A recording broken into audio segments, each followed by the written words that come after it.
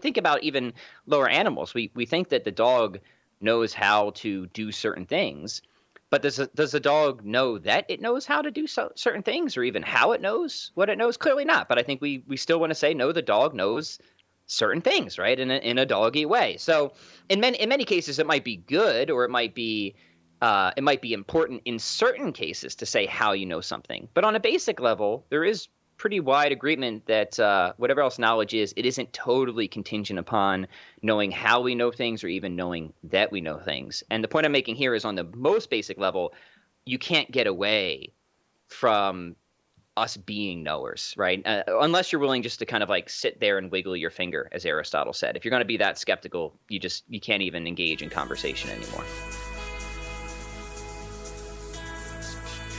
Pat Flynn, host of Philosophy for the People and affiliate apologist here at Catholic Answers. Thanks for being with us again. Cy, it's always a pleasure. Thanks for having me. Well, I won't ask you whether or not you agree with this, but I have the strong impression that there's some cultural decline, some societal decline going on around us, and that just a little bit, you'll admit to a little bit? Just a little bit, teensy bit. And it seems to me that as we live through that cultural decline, the job of the Catholic apologist has become more and more basic. That is, it seems like maybe 30 years ago, the job of the Catholic apologist was to defend the Eucharist or defend the perpetual virginity of Mary. And now it seems like more and more the apologist is being called on to defend basic reality, like that some things are real and some things are false, that kind of thing. So yes. I want to confront you with one of those basic questions, because often when we share the faith with young people today, we don't get, that's not true, that's wrong, I disagree with you. It's, how could you even know that? Like, that's your opinion. Sure, you can have that opinion, but there's no proof of that. So there's the whole underlying question of knowledge. So I want to go right back to the very basics of that with you, Pat Flynn, and ask you, can we know anything for sure? Yes, we can. How's that for an answer? Well, that was really good. Thank you for being on. Next week, maybe we should flesh that out for people. But that does, I'm glad you can answer it with a yes, though. That's a good start. So let's flesh that out for folks who, because I think many people of goodwill either A, say, you can't know any of that stuff for sure, or B, you could probably know scientific stuff for sure, but nothing else you can know for sure. Yeah, so there's sort of a range of objections that we can face as apologists, and one is the stronger claim, which you mentioned, you can't know anything, right? And well, why is that a problem? Well, if you can't know anything, then I guess you can't know any religious claims. You can't know that God exists. You can't know that Christ raised from the dead or founded the Catholic Church. So we're kind of just I guess the skeptic's trying to cut off the apologetic project way down at the root. And you're right. Like this is strange. It's strange that the job of an apologist has to really to just sort of defend basic epistemology, which is a study of knowledge, right? Yeah, right. So yeah, I mean, let's just examine that. You can't know anything. Well, it seems like you know the meaning of those terms. Otherwise, your statement is meaningless, right? Or if you can't know anything, is itself a claim to knowledge? How do you know that statement? So I think once you start to dial up the skepticism too much, you quickly enter self-defeat territory, where they're sort of contradicting themselves in the very act of making the assertions that they are against knowledge, right? Clearly, to even know what you're talking about means minimally you know the meaning of your terms, which is an instance of knowledge, right? Like you understand what you're saying, right? You're communicating, and you presume that we're communicating intelligibly. That all assumes that we are on some basic level knowers. Now, how do we know that? That's an important question. But most epistemologists, people who study knowledge, will say it's not a necessary condition of knowledge to know either that you know something or even how you know something. So that's kind of a fun thing to think about, isn't it? Right? Most epistemologists, the ones I talk to, anyways, I've got a few I hang out with. It's good to keep an epistemologist around, Cy, as you know, like a plumber. Yeah, exactly. And, like a plumber. Yeah. In case you get a hole in your knowledge. You need some help. Right.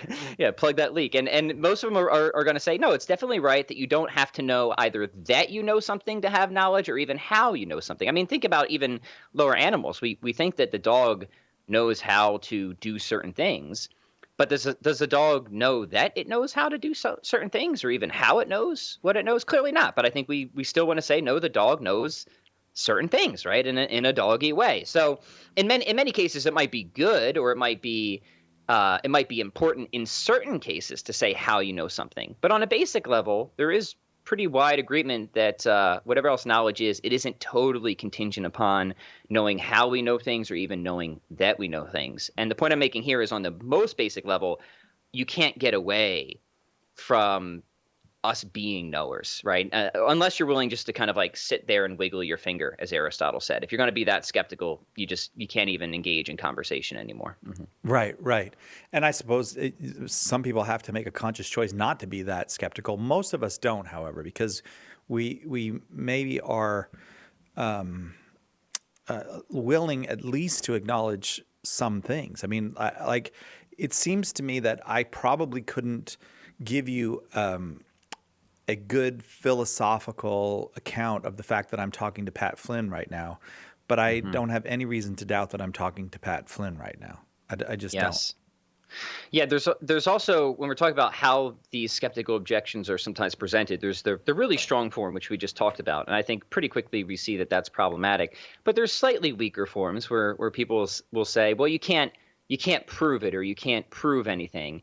And that might actually be the case, depending what we mean by proof. But that doesn't mean that it's still not an instance of knowledge. Why does knowledge have to equal proof or certainty? That's something that needs to be justified and argued for. How do you know that knowledge equals certainty rather than a sort of reasonable belief based on the best available evidence? Like you, Sai, I probably can't prove that my wife is not a Russian asset. That is a really hard thing to prove. But would it be reasonable for me to live my life in like constant fear that she might be a Russian asset because I can't prove it? Most people would say, no, that's ridiculous, right? It seems like I have good reason to think that she's not a Russian asset, that she is who she says she is, and I could list out the reasons and evidence. But of course, if you come across somebody clever enough, they could, manufacture a conspiracy theory that could kind of range over all that evidence, that could cover the same amount of data of why my wife is a Russian asset. But most of us still think that, no, that'd be totally unreasonable for me to live my life in a state of fear that it just because I haven't proven it, that my wife could be a Russian asset. Right. Okay. So knowledge and proof, not the same thing. Even knowledge that I'm knowing is not necessary to know things, because my dog is doing something when he's going around sniffing everything, and he knows how to do that, and apparently he's looking for some other knowledge by maybe wants to know what other dogs have been around. I don't know what he's doing, but he doesn't know. I can't say, how do you know that to my dog? He doesn't know that what he's doing is knowing. So there is a basic level in which knowledge is not contingent on being able to account for knowledge. Right. Yeah. And I think there are different theories in epistemology too, of kind of like what ultimately secures the conditions of knowledge. I don't know if they're necessary to explore now. Okay. But this is sort of where I think actually it might be good to explore that, right? Because if you're going to try and make sense of knowledge and rational belief, it does make sense to ask, well, what sort of world makes sense of beings like us? Like, what sort of conditions would minimally have to be in place for there to be knowers like us? And that's actually a really important question to ask. And I think there's probably at least two conditions that need to be in place. One is that the world sort of has a reliable explanatory structure, meaning like things don't just come into existence from nothing. Because if things come into existence from nothing, then it might seem like I'm sort of related to reality in the right way. It sort of seems like I'm thinking about things because they're reliably structured in a sort of cause-effect sort of way, and it's predictable and it's reliable and all that. But maybe that's just what it seems like, and really I believe all those things as a matter of brute fact. I just have this belief that just popped in my head for no reason whatsoever, right? If that's a live possibility, then yeah, it seems like I could never say I have knowledge, because whatever else knowledge is supposed to be about, and this is important, knowledge is more than just true belief. it doesn't make sense to say that somebody has true knowledge. Knowledge includes truth, right? There's no such thing as false knowledge. If you have knowledge at all, the truth has to be there. But it's true belief formed in the right sort of way. That's the key, right? It's got to have the right sort of mode of justification.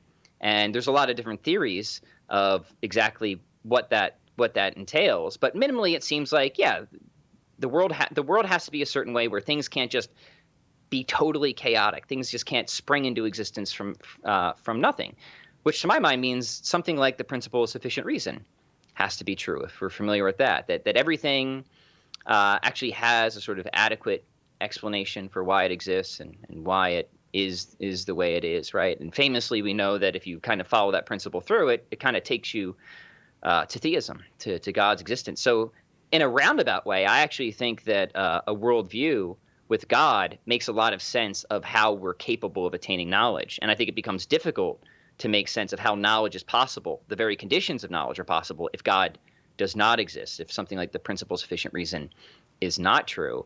And then it also seems like we have to be related to the world in the right sort of way, that we have to be set up in the right sort of way, meaning like we have to have a sort of suite of powers, cognitive powers, that are generally aimed at truth and generally pretty good at getting it in the relevant respects.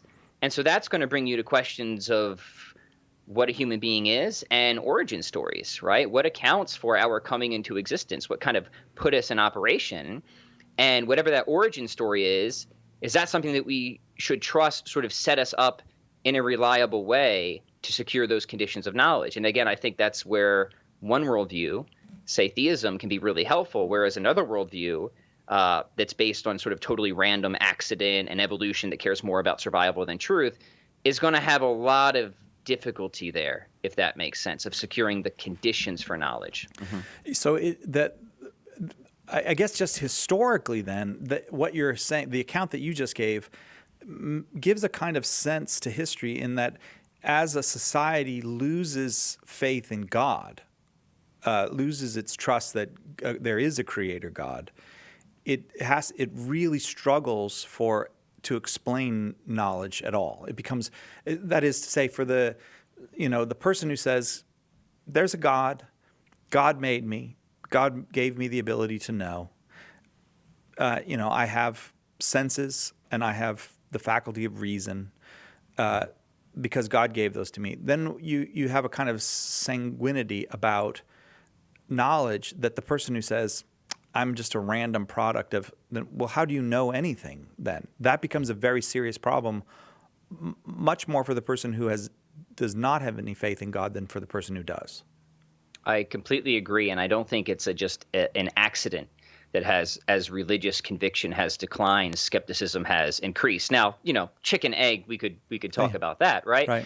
But it's not surprising, right? If you think that the sort of bottom of reality is a perfect being, a perfect instance of knowledge, we think of God as sort of the unrestricted act of understanding himself, right?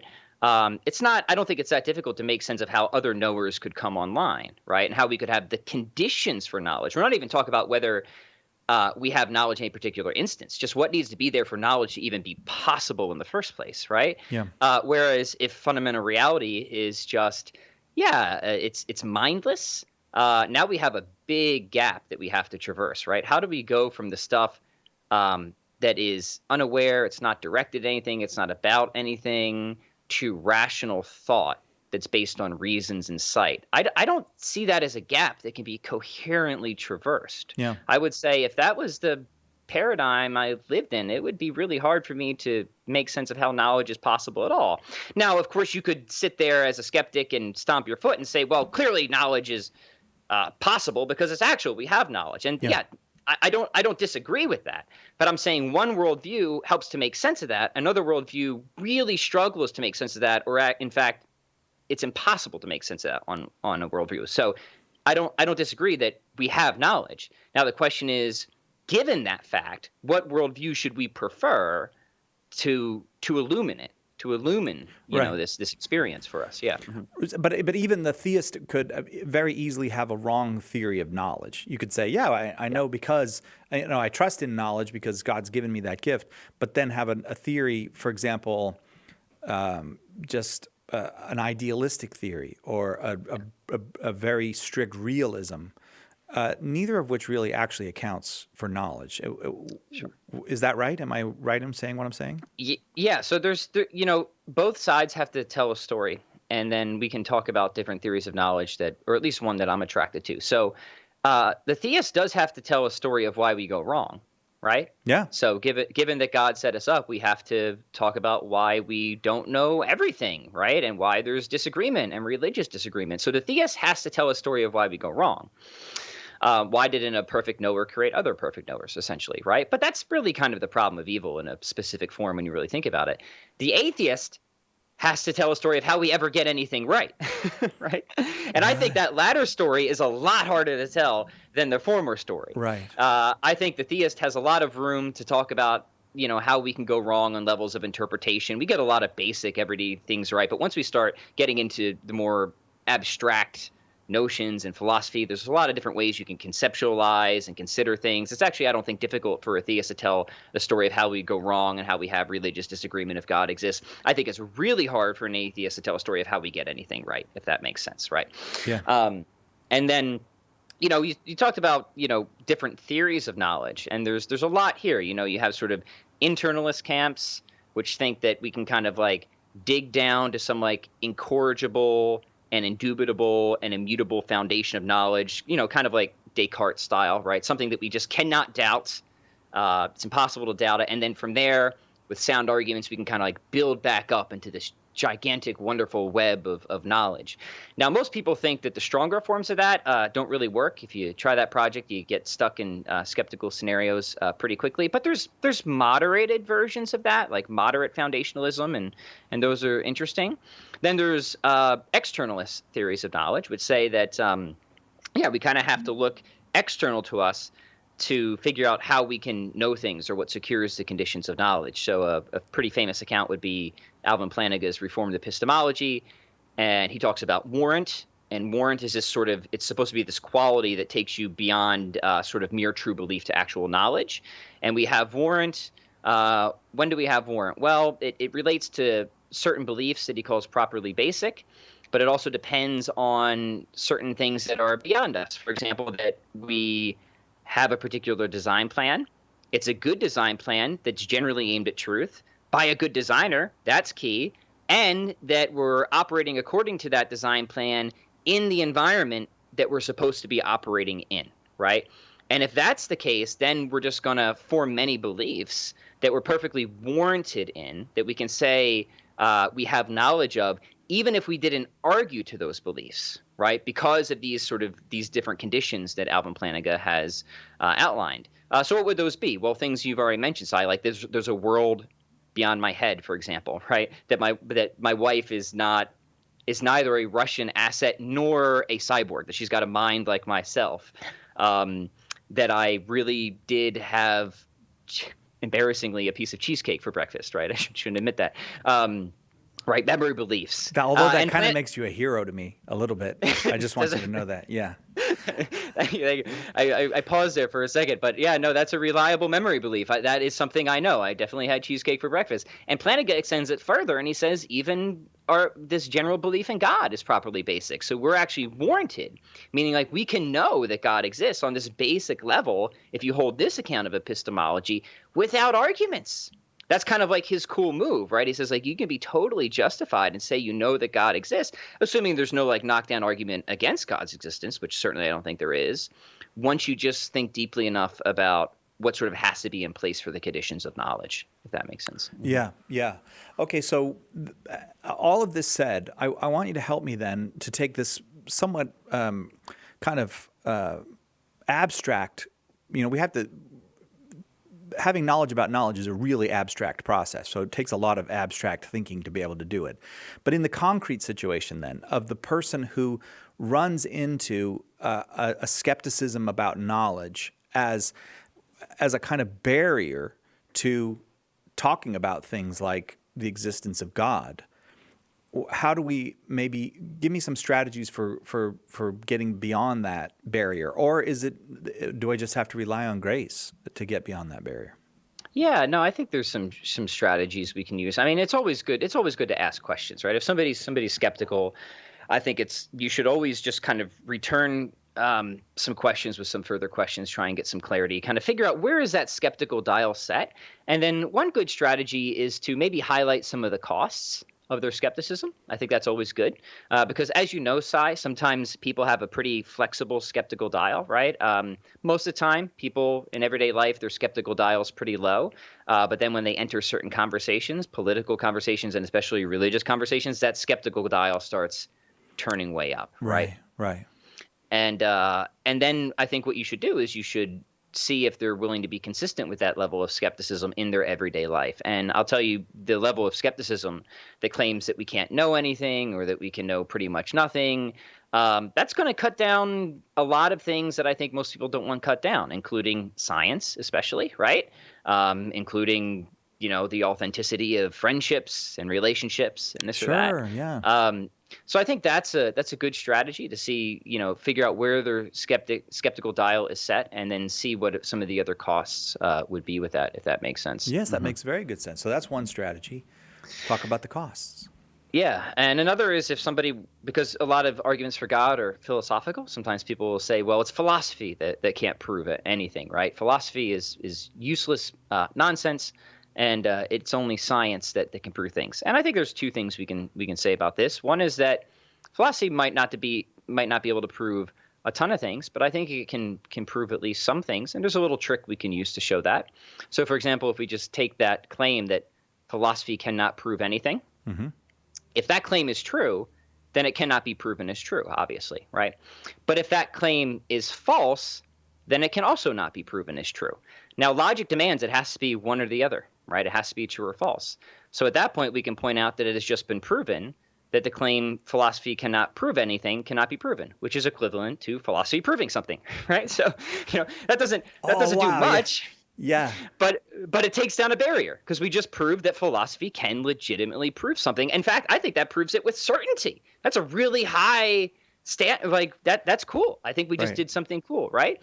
And then you can say, well, look, if philosophy isn't useless and it can prove at least some things, maybe it can prove other things, or at least maybe it can give us warrant or justification in other things, because not everything has to be proven. So I think moves like that can at least soften people up who take a sort of strong scientism or have a sort of bias against philosophy, which we know we do ultimately need to provide reasons for the existence of God. So okay, those are very, very helpful. How helpful is it to so you might outline the costs. You might actually illustrate that the usefulness of philosophy. I mean, the fact that I can only know things, I only trust science. That does seem to be as a matter of fact, trust the science has become almost a statement of one's religion nowadays. It has. Because it's hard to know exactly what trust the science means. Like, trust the science, because science is always contingent. Does that mean just go with whatever we know today and we'll figure out tomorrow? I don't know exactly what it means. But what do I say to the person who says, they're not suspicious of all knowledge? They just say, I trust the science. You do whatever you want to do, Pat Flynn, but I'm going to trust the science. Yeah, what do we do with scientism? Now, it's important to understand that scientism actually, it is an epistemology. It's a theory of knowledge, and it claims that the only things we can know are the things that are sort of given to us by the hypothetico-deductive method, scientific method, right? And, notoriously at this point, it doesn't meet its own standard. That claim seems to be self-refuting, because if you claim that we can only know things through the scientific method, that claim itself is not something we can know through the scientific method, right? That's something that has to be supported philosophically. So that's obviously a common and quick move. But I think it's also worth pointing out to people that, look, science, unlike philosophy, has many unexamined assumptions. The cool thing about philosophy is it's the only discipline that examines all the assumptions of the different sciences. This is why we have philosophy of science, and examines its own assumptions, examines its own foundations. So science assumes, for example, logic, that's a philosophical discipline, mathematics, it assumes cognitive reliability, it assumes that there's an external world, right? It assumes that there's enduring subjects through change. These are all philosophical considerations. I even want to say it assumes morality, which unfortunately isn't always upheld in the actual daily practice of science, right? So science assumes that you shouldn't fabricate data, right? You shouldn't lie about your test results, right? Right. And none of those are foundations or assumptions that science itself can justify. Only philosophy can investigate that. So in a very deep and profound way, science neither can give us as much certainty as other disciplines, because as you said, science only gives us credences. It gives us a confidence level in a particular hypothesis. Now, sometimes that confidence level is extremely high because a theory makes so many powerful and accurate predictions, like the theory of general relativity. But we could always encounter some new future data or evidence that contradicts the theory or causes us to modify it, right? So science at best just gives us confidences. Now, that's not to downplay science. I think it is a really powerful and important source of knowledge, but it is a source of knowledge, not the source of knowledge. And it requires philosophy for its own conceptual coherence. Right. So because if every scientist in the world said that as far as values go, honesty doesn't matter, science wouldn't cease to function. Yeah. Now, somebody might be like a crude utilitarian and they'll say, well, I don't really think there's moral facts, but we should just pretend there are because we want to do good science. But most people don't want to say that, right? Most people want to say, no, you should just be honest categorically, period. And as it happens, that leads to better science, right? Okay. Now, I want to ask you about take it from a different direction, because if there's just one thing that I would like everyone on earth to know, the one thing I would choose is for them to know that Jesus loves them. And if I say to someone, Jesus loves you, and they say to me, how can you even know that? How to help me proceed from there? Because I would like people to have confidence in knowledge, but more than anything, I would like them to have confidence in the love of God presented to us in Jesus, given to us in Jesus. So it's a very specific piece of knowledge that I would like them to have. Yeah, one thing I like to do, like this, Sai, is if in everyday conversation with people, I like to say, here's a way I think you could know that.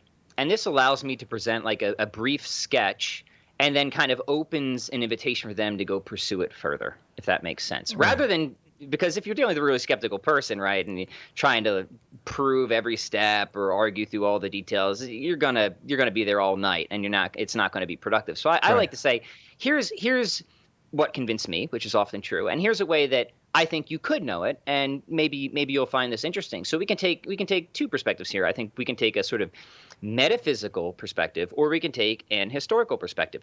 Now, metaphysics is the study of being, not to be confused with metamucil. In fact, the latter is a digestive supplement. Now, when we're doing metaphysics, so helpful. Is that when we're doing I know that when we're doing metamucil, we're more regular. When we're doing metaphysics, what happens? Yeah, and there might be instances where you might want to mix the two, but generally they are not the same thing. So here's one way I think we can know that God loves us. First off, I think you can give arguments to show that God is the ultimate primary cause of everything that exists distinct from himself. And I think that it's the most fundamental good that we have is existence. Now, what is love ultimately? Well, love is sort of willing the good of the other as other, right? And we think that the best kind of love is a totally selfless love. It's a love that just the other person couldn't earn. You sort of pour yourself out for that person just because they're so precious and valuable in and of themselves. Whatever else we want to say about being loved, all the goods that we have depend upon the most primary fundamental good of existence. Now, where does that come from? Well, it comes from God, right? He literally loves us into existence by creating us. And here's the cool thing. We could never earn that because we don't exist before we have it, right? So it's totally gratuitous. Now, I didn't give the details of the argument there, but I think that's a way, if you're willing to work out the details, that you can really know on a deep metaphysical level that God loves us and he loves us completely unconditionally. And I think that's marvelous. I think that's life-changing, right? Right, yeah. But you said there's two ways. Yeah, and then there's your typical historical apologetic. And what I would say there, again, just giving a general sketch, is I think, look, if we can, especially if we already have arguments for the existence of God, and we think that God is fundamentally loving for the reasons I just described, and then we have this historical account of a religion that has enough reliability to really show that somebody claimed to be the Messiah, claimed to die for our sins, and then this incredible occurrence happened where people really did testify to his being resurrected from the dead after he died for our sins because he loved us so incredibly much. That fits like a hand in a glove with that philosophical background. And I would invite people to look at the general historical reliability of the Gospels, the life of Christ, and not just the historical arguments of what the sort of facts are and the best explanation of those facts. And I think the best explanation of those facts is that God really did raise Jesus from the dead, but also the existential resonance from it. There's a sort of, I think there are certain truths that we can know through a sort of basic resonance. We often call it the ring of truth. And I think when you read about the life of Christ and the love that he shared, I think that there is a deep resonance and ring of truth just in reading and studying the character of Christ. So, yeah, maybe you have the metaphysical, the historical, and the sort of existential way of knowing the love of God and love of Christ. And I think they're all useful. And to me, they're also mutually reinforcing. Mm-hmm. Yeah, well, I have to say, Pat, I really appreciate what you presented there, but it's the way that you presented that is also eye-opening to me, that here's one way you might, or here's two ways you might, so that you do not take on the obligation to yourself of working through every proof. You try to shed enough light so the person wants to investigate for themselves and find out, does that make sense or does not, maybe come back with another question later, something like that. Yeah, I think that's really one of the best practical tips I can give. It's something I've learned, obviously, through trial and error. If you can position something in a more invitational rather than combative way, and for me, since I'm a convert, I often position it in terms of a story, and I'll say very sincerely, "Hey, that's a great question. I thought about that. I struggled that for a while. Here's a way I think you can know, and here's a way that as I went deeper into it, it eventually convinced me. Let me give you the sketch." Right. And it takes off a huge burden, right? Especially if you're just at the dinner table, right? And you've only got 30 minutes. Get people interested, show that there is a way. And then, of course, it's totally legitimate to say, hey, if you want to talk about this more, I would love to. Or here's a list of books that were helpful to me. And there's a great website called Catholic.com you might want to check out, et cetera, et cetera. That's funny. Right? I was just thinking, check out Philosophy for the People, and then that'll help you. Pat Flynn, I really appreciate it. I feel like you've answered Whitney Houston's immortal question, how will I know? Good. Yeah, I feel like you could have been really helpful to Whitney if she had asked it to you. And it's always fun talking with you. Thanks, Pat. Always a joy, Si. Thank you so much. There's so much confusion in our world right now, and we're afraid to say that real things are real and unreal things are unreal, and we're very morally confused and all that. And at a certain point, you have to have the confidence to say, no, I know this is wrong, or no, I know that that's not real, or yes, I do believe this and I have good solid reason for believing it. And if we can't do that, we really can't have a centered Christian life. It requires having some confidence that we are made to know and we are able to know. We can't know perfectly and with perfect clarity. That's the Bible itself teaches us that. Certainly St. Paul teaches us that right now we see as if through a glass that's all cloudy and dark, but we will see clearly at some point. But even when you can see only cloudy and dark, you can make some things out, and some things are worth being sure about. You can really give yourself to being sure about them. So I appreciate Pat Flynn. I hope you'll check out his podcast, Philosophy for the People. It's a lot of fun.